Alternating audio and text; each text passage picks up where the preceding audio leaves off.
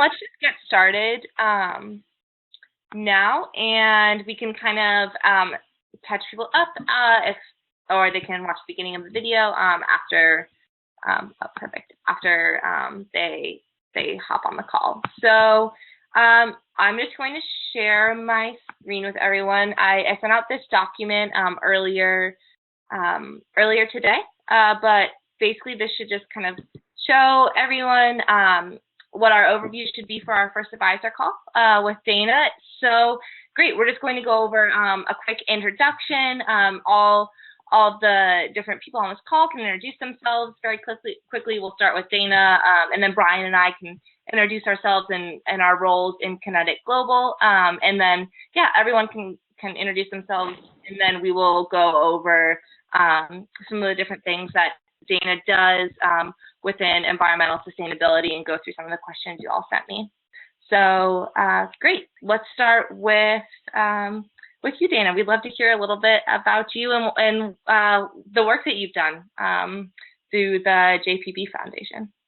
Great. Yeah. Should I launch in, or I'll just say, so I'm Dana Bourland. I'm thrilled to be part of this tonight. I've been looking forward to it all day. And really eager to sort of hear from who's on and get a sense of what you're trying to do and how I might be helpful. So I'm a little reluctant to say too much about, sort of what I'm doing without knowing what is sort of interest to those of you on the call. So I'll certainly share, what we're up to here at JPB. I think it is incredibly exciting space to be in right now. But why don't I just hear who's on the call, where you're from, and then I'll come back and talk to you a little bit about what we're doing here at JPB. Yeah, wonderful. All right, so for all of you, you all probably know me by the multiple emails that I send you.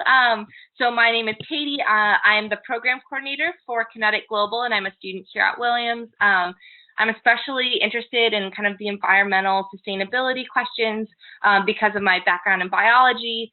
So I'm definitely really excited to hear some of the different initiatives that you all are working on, as well as hearing a little bit about what Dana does. So I think this should be a really great call. Brian, do you want to introduce yourself? All right. How about John? Are you there?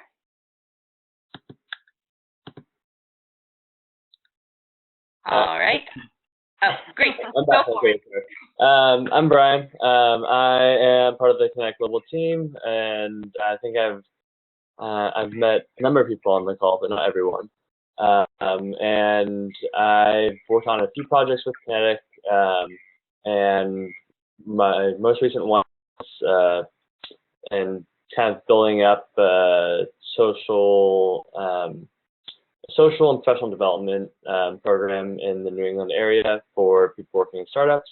And I've worked with a couple teams at Williams that on various environmental initiatives. And that's a little bit about me. For everyone who's on the call who is trying to figure out where to join the audio, if you go to the top of your screen, there's a speaker icon, and then if you click on that and then click on either computer or phone, you can call into the phone, but computer is probably the easier option. That's how you can join the audio.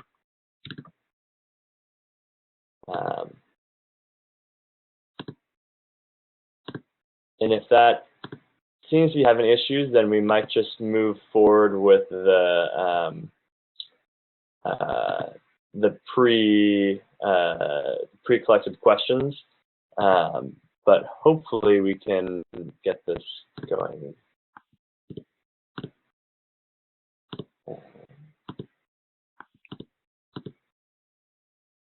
All right.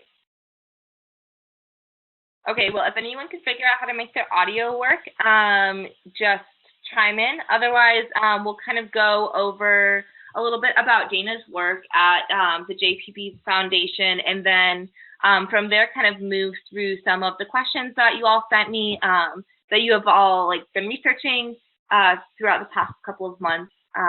So great, Dana, why don't we turn it back to you? I can start sharing my screen again so everyone can kind of see what's going on.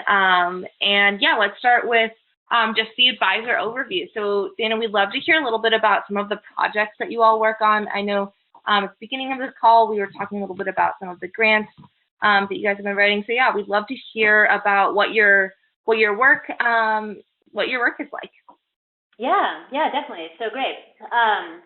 I've been at JPB now about 4 years. I actually was asked to start the program in 2012. And my background, I actually grew up in England and then moved to the U.S. when I was about 10, and I've lived in Boston and Minnesota and Maryland, and so I've moved around a ton. And after college, I had a political science and arts double major, and I went into the Peace Corps for 2 years in Belize. And adding up all those experiences, I would say that I've been really interested in just how place impacts us as human beings. And I've carried that theme throughout my various jobs. Actually, right out of graduate school, I worked at another foundation, the Northwest Area Foundation, working with a community in South Dakota, transitioning from a farming community into a new future. And that's still, a lot of the theme of our work here at JPB is part of the transition from a fossil fuel-based economy into a different, cleaner, better future. And so like I said, I've been interested in how places work and how they don't work, and particularly how they could work better for people with very low income and historically very marginalized and underserved communities. So I've had a passion for sort of bringing together these worlds of community development and environmental sustainability. And so my previous 10 years before JPB had been working on greening affordable housing across the country. And so landing here at this brand new foundation, we have about $4 billion in assets, which means we do about $200 million worth of grant making every year. And our environment program is building up to have a portfolio of about $50 to $60 million of grants that we make each year in this sort of intersectional space of the environment, health, and poverty. And so it's been a lot of fun trying to figure out what does that mean. A lot of other foundations are a little more siloed. They might have an environment program, or they might have a poverty program, but oftentimes they don't have programs that look at both or three or four things all at the same time. And so that's really what we've been looking at. How do we enable resilient communities by using environmental interventions that sizably impact the human and natural systems, health and well-being of people living in low-income communities? And so we decided to really look at three systems, to look at energy, to look at parks, and to look at the building material systems, and find ways where we could intervene with communities to make those interventions that would improve their lives. And, it's been sort of a slow road in an intentional way, and been looking to grow each of those three program areas.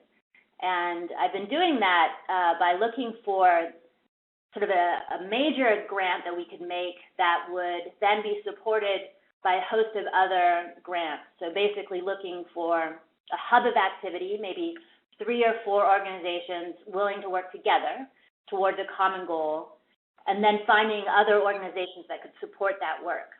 So some of probably the most exciting projects I have going on are rather large. One is really in that bucket of working on a clean energy transition. That's called Energy Efficiency for All. So it has its own website, energyefficiencyforall.org. And it's the Natural Resource Defense Council, the Energy Foundation, and the National Housing Trust, all looking to see how could we get a fair share from utilities to take some of their ratepayer program dollars and invest them to retrofit affordable sort of multifamily housing, rental housing across the country. States, over the last couple of years, have been able to unlock $180 million in new... Globe is such a power move. Oops. So that's a really exciting project, and I'm happy to go into more depth about that.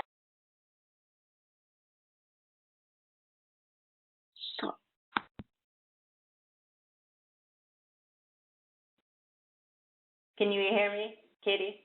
Yep. Okay. So one of the things we started asking ourselves is if we were going to be retrofitting tens of thousands of people's apartments, what products would we be introducing? Because, my experience through greening affordable housing is that any kind of development has an enormous environmental impact. All of the new materials that you are using, and then old materials you're taking from buildings, all of this has an impact on the entire sort of life cycle of those materials. And so we started asking ourselves, where could we get really healthy, affordable materials that would not expose low-income people to toxic chemicals? And that's something that oftentimes gets overlooked. We try to use green materials, so we might only be thinking about their environmental sustainability from a sort of renewable resource base, but not really thinking about the chemicals that might be part of those products to make them work better. And so we've been having an interesting time launching another project that works closely with our energy efficiency for all work called Healthy Affordable Materials Project. That too has its own website, Healthy Affordable Materials and Home Free. And basically what we're trying to do is create transparency in the building materials sector so that we understand better, what are in these products. We recently launched an effort with Google called Portico that will begin compiling all of the specifications for real estate development. And our focus is on making sure that affordable housing developers are part of that conversation, and they're able to best know what products to spec. And then we're aggregating demand for these materials to keep the cost down. Because oftentimes, as you all probably know, the products that we use in affordable housing can sometimes be the most, sort of lower price materials, but they're sometimes the most toxic materials too. And they stay, in our supply stream for an awfully long time. And that they have asthmagens and obesogens and endocrine disrupting chemicals that then impair the life opportunities for the people being exposed to them. And also they have detrimental effects, because they get into our wastewater stream, into our rivers, into our oceans. And I think we all know sort of the impact that we're having in our water these days. So that's a second project. And then, the third big project is looking at, okay, where do people live and what sort of access do they have to nature? So we're really focused on increasing access to nature for people in poverty, for low-income communities, and historically communities of color that have been underserved.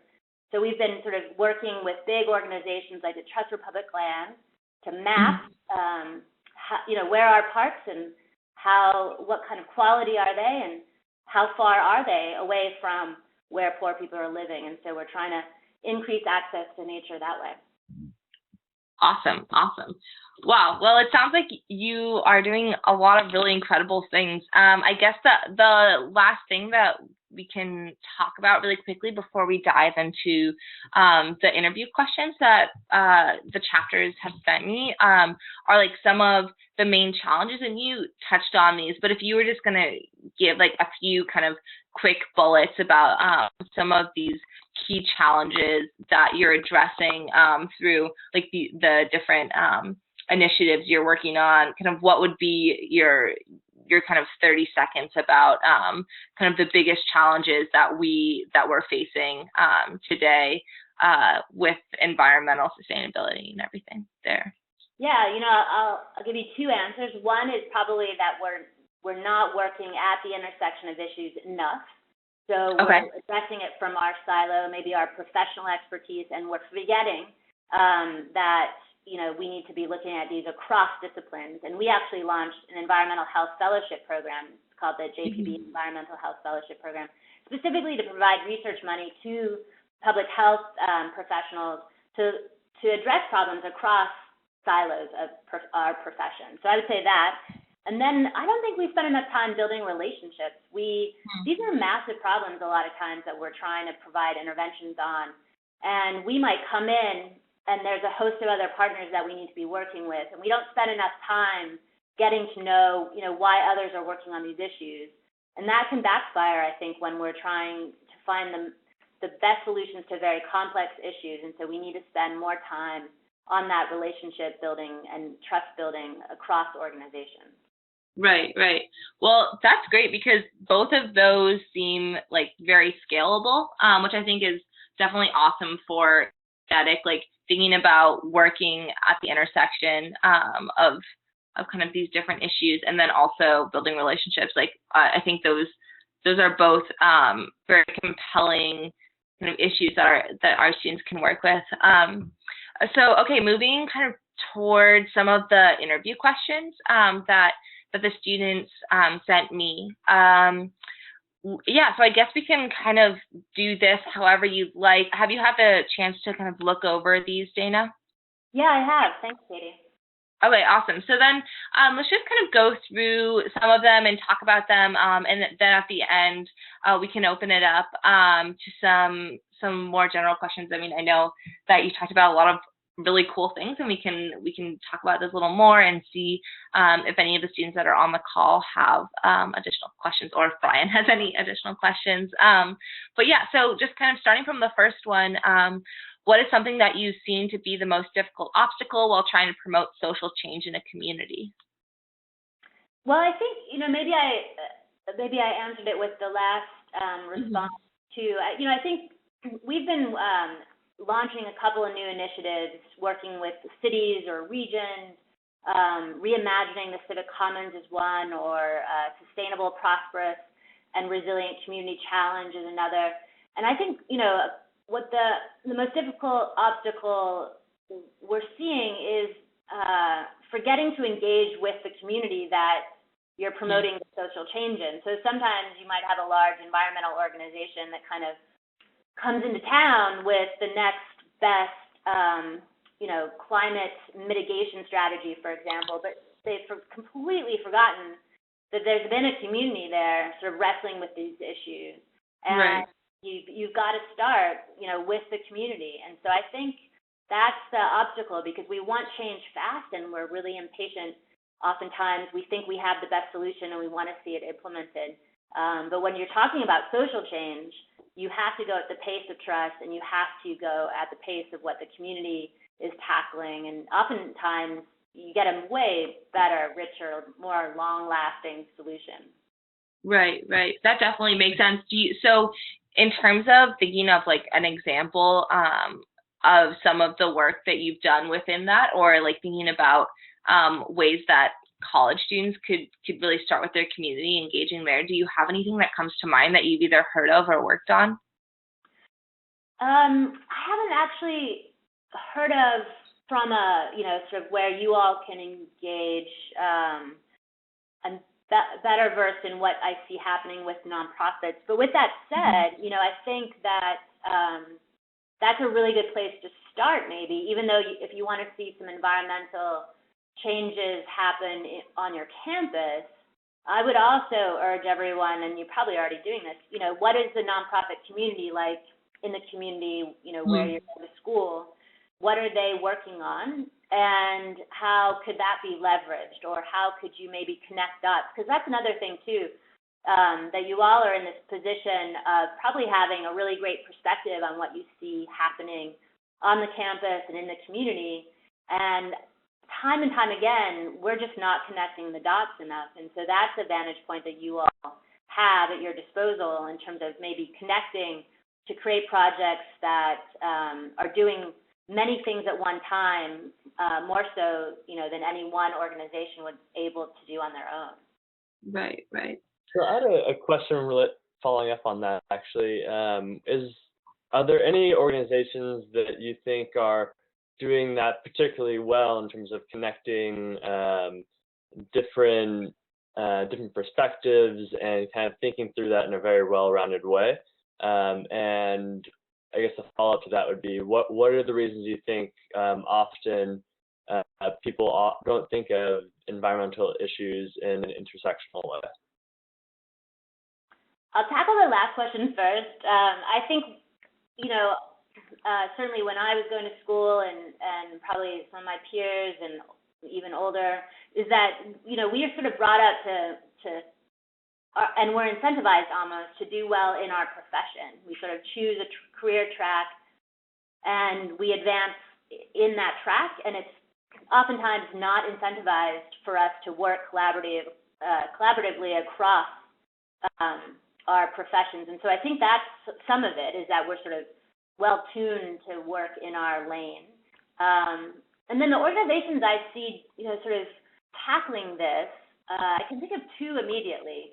One that we're funding called the Institute for Sustainable Communities. They've had a better track record probably working globally, but they've been doing a lot of work recently through the U.S. Housing and Urban Development Agency, HUD, on their sustainable communities efforts in hundreds of cities across the country. And we've been funding them now to go into the community and find the nonprofit organizations that have projects they want to be working on and connect them to what's happening at the city. So there's a whole network called the Urban Sustainability Directors Network. These are professionals that are either appointed by the mayor or sitting closely in the mayor's office, and they're advancing the sustainability agenda of the city. But they're not always, like I said, maybe this is going to be the theme of my comments, they're not always working with community-based organizations that have been impacted by these environmental issues for decades, if not centuries. Another group that I would urge you to look at that you could use on campus in your community today is called In Our Backyard. Maybe you already know iobi.org. It's sort of a crowdsourcing platform that goes a little deeper than just fundraising to train community-based organizations to actually advance their projects. And it could be even a platform that you all use for Kinetic Global. It combines the funding and sort of the financing that you need with the community sort of participation aspect of furthering your environmental projects. Awesome. Well, Brian, did those answer your questions? Yeah, that was extremely helpful. I was sort of kind of hopping in here and there. Yeah, great. No, that was awesome. I wrote that actually down as my follow-up. What are these nonprofits? That's perfect. Okay, so the next question we have here is, how does one go about garnering active community support for a project that people in said community are perhaps not against but are apathetic towards? Yeah, maybe I stole my own thunder there. The In Our Backyard group, I mean, that to me is like a perfect example of just, sort of supporting what the community wants to get done. So oftentimes, we sort of show up, we have an idea for something in our community, and we're not looking around to see what does the community really want, what do they really need. And that doesn't mean that they're two separate things. Oftentimes, they're really the same, but we're just coming at them from different perspectives. So I think, that's, even with some of the climate change work I've been involved with, it's finding out, what are their pressing issues, and how can the project you're working on advance that solution for them and for you. And so, again, it goes back to just spending time in relationships, finding out who's in your community, what are they doing.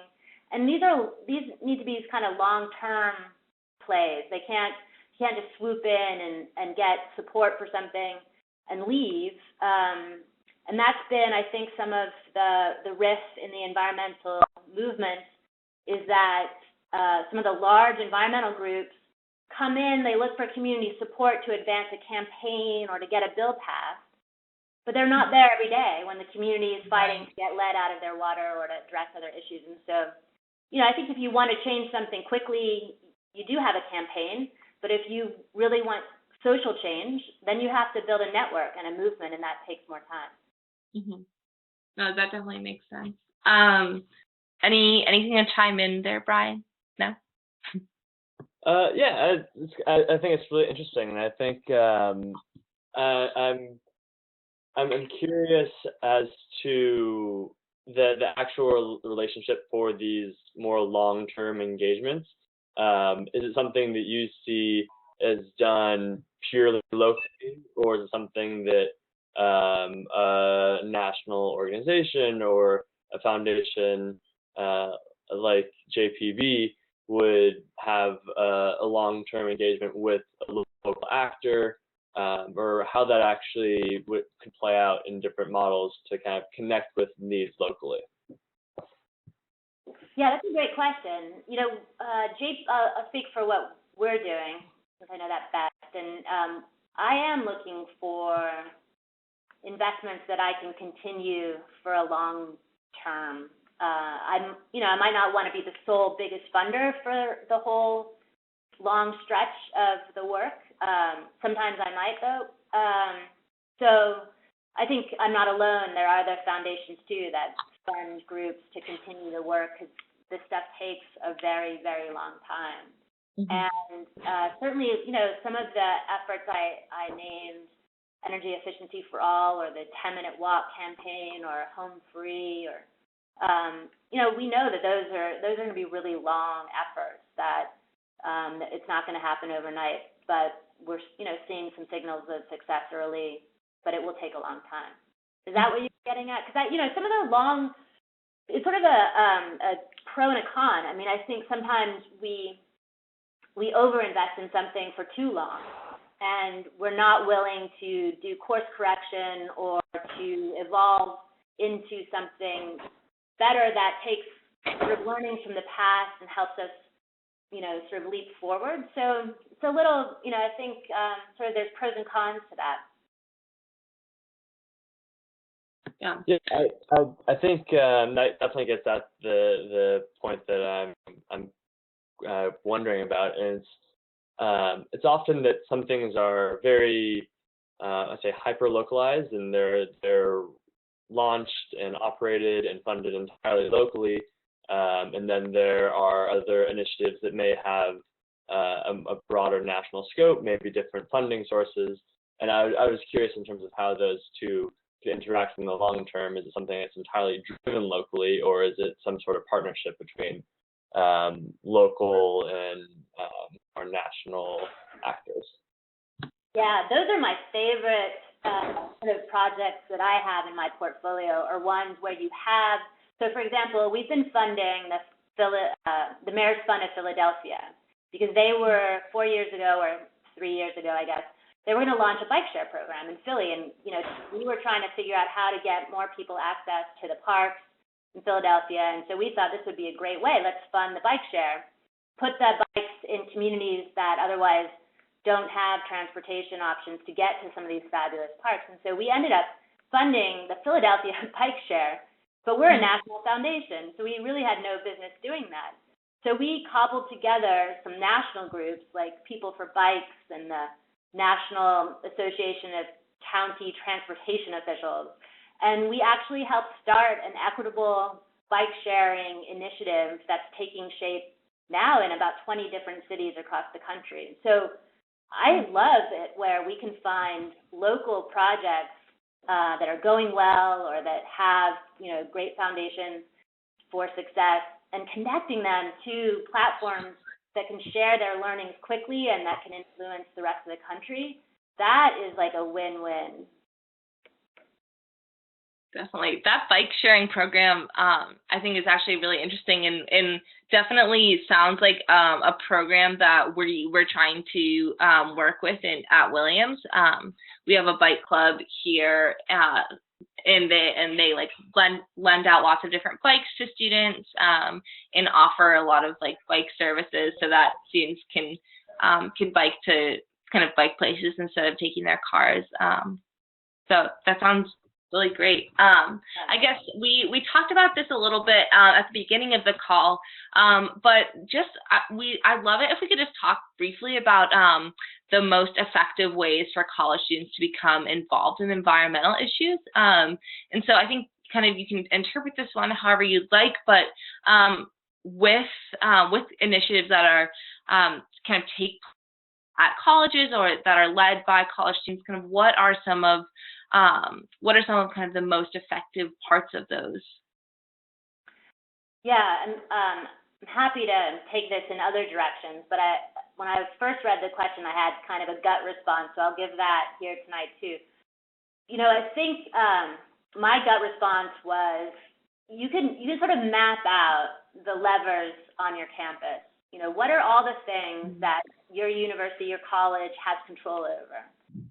And what does that mean in terms of its environmental impact?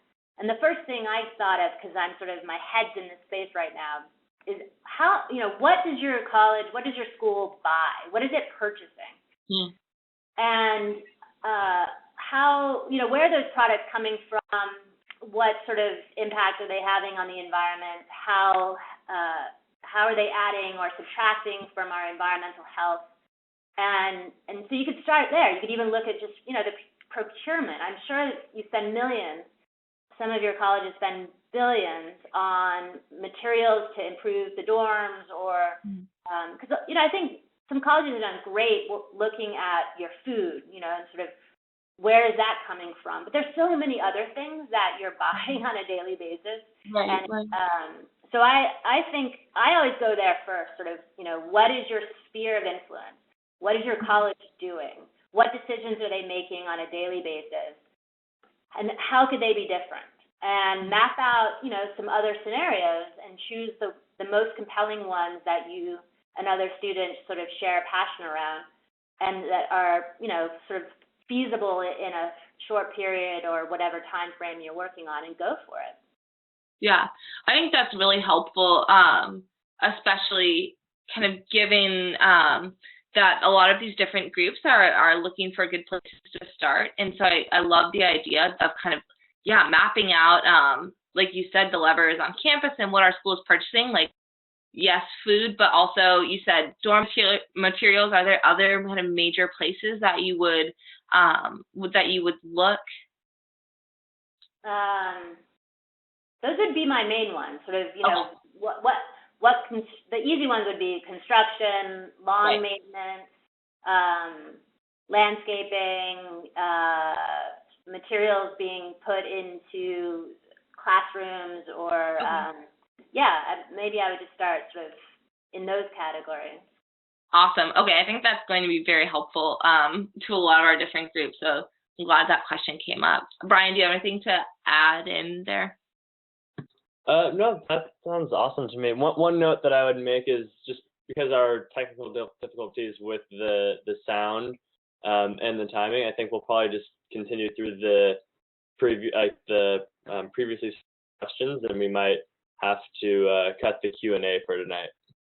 It seems like there's a chat button. Is that working?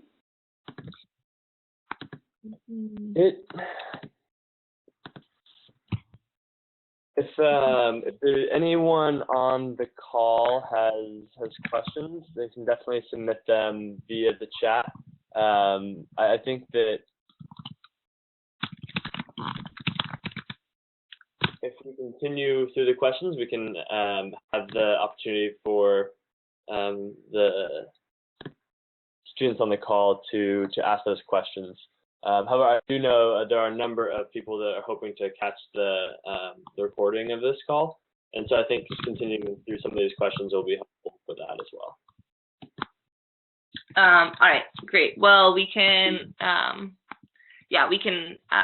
look into questions at the end, kind of if we figure out the sound. But I guess also we talked a little bit about this at the beginning, about some of your impactful projects. So I don't know if you have anything else you'd like to speak to about that. Otherwise, we can go to the next question. Yeah, I think we can move on. Okay, cool. So I think this is an interesting question. So where are the fastest growing sectors within environmental sustainability initiatives? So kind of what have you seen in your years working at the foundation, but also since you kind of stepped into the environmental sustainability sector, where have you seen the most growth, and where are we going with this in the next 5 or 10 years? Mm-hmm. Yeah, I think the place that I see, and certainly I can share a report from the environmental grant makers, where the money's gone, has gone towards any and everything related to climate change, mitigation, and adaptation. It's just that's where the interest is. There's the urgency. The money's there. You've got a lot of sectors working on that. So that seems by far the sector that's growing the largest. The one that's fallen off that is really sad to see not enough, I think, attention being paid to is sort of broadly environmental health, this idea of sort of toxic chemicals and pollution.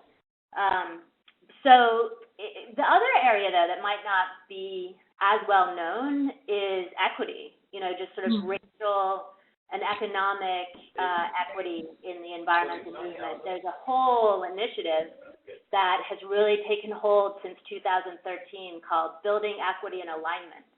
And so a lot of us from the philanthropic side to the organizations and even the government, looking at how do we advance racial equity within the environmental movement, and how do we pay more attention to bridging that gap between some of the frontline communities working, on a host of environmental issues, and then these sort of bigger environmental groups that are maybe working mostly on policy or changing big levers. So the fastest growing movement within the environmental initiative is definitely this idea of how do we build more equity and alignment. Okay, that's definitely good to know, especially in terms of students like being able to reach out to local nonprofits in areas in their region that might be working with that. I think that would definitely be like worthwhile for our different teams to explore. And I guess the last question that we have here is, what advice would you give college students attempting to conduct research that fills important gaps in our understanding of the problems that face people in the U.S. as your foundation does on a smaller scale? I would actually add a second. Can I add a second part to that as well? Is kind of adding on to one thing that Dana, you had mentioned, was the kind of the intersectionality. And so how can college students kind of get involved in that and start thinking about that as well? Yeah, I'll be a completely broken record on this. And you can look at our Environmental Health Fellowship as sort of an example. If I were a student on campus today, I would go find my peer in the other sort of disciplines, right? So if I was an art major, I would go find my chemistry major and my math major and, 2 or 3 others, and then, look around and try to figure out, what research is already out there, what are we trying to solve for, and come up with a better research agenda together. Because that's the most exciting work I'm seeing, is when bring in our allies from other ways of thinking. And what I'm realizing is that it's not that we all need to know everything about all of the various disciplines. It's know your stuff really well and continue to expand, within that sort of career path or profession or academic discipline. But always, always, always, put your head out there and see what the other disciplines are working on. And when you're trying to come up with a new research agenda or a better solution, bring them to the table. Yeah, I think that's great. Brian, do you have anything to add there? Yeah, I guess the one question that I had was, I guess tying that back to the intersectionality in like a local context, and I know it's very different on different campuses and in different regions where a lot of our kinetic teams are. And kind of thinking about the needs locally, do you have a perspective on essentially going and talking with individuals affected versus trying to identify and find organizations that are working on it locally versus connecting with maybe a national organization or housing and urban development to get that perspective? Yeah, I mean, I, of course, immediately would say I would do all 3. I would start probably with community-based organizations where your campus is located. I would then figure out, who do they serve and try to get a handle on do those people actually feel like they're being served? And then I would, try to figure out, well, are there other organizations working on a different scale that might help with a better solution? Because that, to answer the other question too about the fastest growing sector, the way, it's not necessarily a sector, but I think the way the environmental movement is progressing, they're trying to become more vertically integrated. And it's not an easy process for anybody. If you're used to just working on local issues, or if you're used to just working on national or global issues, you don't really have those muscles to work vertically. And so anything that you all could do to sort of maybe start with what's going on around me and is it really effective? And then what other organizations at a different scale, might have something to offer or might be interested in what we're doing. And if there are real world things you're working on, I'm happy to hear more about that and give you my 2 cents on where others might come into play on that. Yeah, and definitely we'll have a full call devoted to that in December when we start actually coming together with our research and start designing different plans and different initiatives that students will be implementing in their communities. So I think that call is honestly going to be really exciting to hear kind of the different things that these campuses have been working on. But yeah, I guess for tonight, those are all of the things that we've kind of. I'll say one more thing, Katie. Yeah, go for it.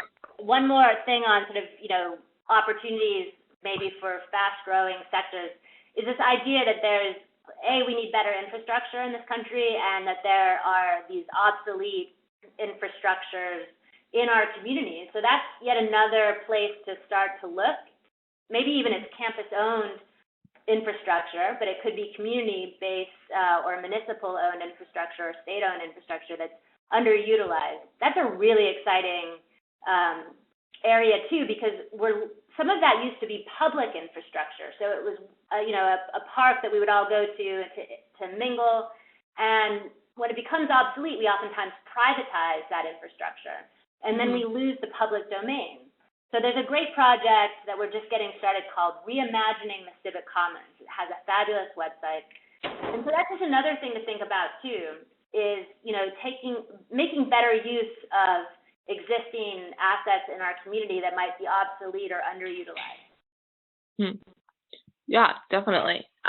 You've given us so many great names and organizations in this call, Dana. It's going to be great to go through and kind of take apart all this information that you've given us, so that the chapters can really benefit from this call. But this has been just like incredibly helpful, and I think will be really good in terms of helping students started and thinking about where they can be the most effective putting their time towards researching, and then also in kind of doing the first few steps in developing projects before they get some feedback for you. You're lucky enough to be our first advisor to be on this call. So sorry we had a few technical difficulties. I think I muted you at one point because I was like trying to get rid of background noise. But I think like now we've worked out like most of the glitches at this point, and yeah, I know lots of people will be really excited to access this call later in their own time with their meetings. So this is just a really wonderful and valuable resource, and I just can't thank you enough for taking the time. This is obviously this is college hours, not work hours. Yeah. So I appreciate you taking the time to chat with us. Anytime, I'm happy to do it. And if anybody is in, the Manhattan area, you can always come here next time. We can do it from my office. Oh, that's awesome. Well, that's really a great offer. Yeah, so thank you so much. That wraps up kind of the formal part of our call. And next time, hopefully we'll have totally worked out all of the glitches. I got an email from a few students that they said the call was dropping on their phone. So we'll work with that so that we can have a nice Q&A next time. But I'm glad kind of this all worked out. So yeah, thank you so much for joining us. Thanks, Katie. You're highly organized. It's really helpful. Thank you. Yeah, no problem. So yeah, this marks the end of the call. And thank you so much for those of you who joined. Great. Bye. Thanks so much. Bye, Dana. Bye.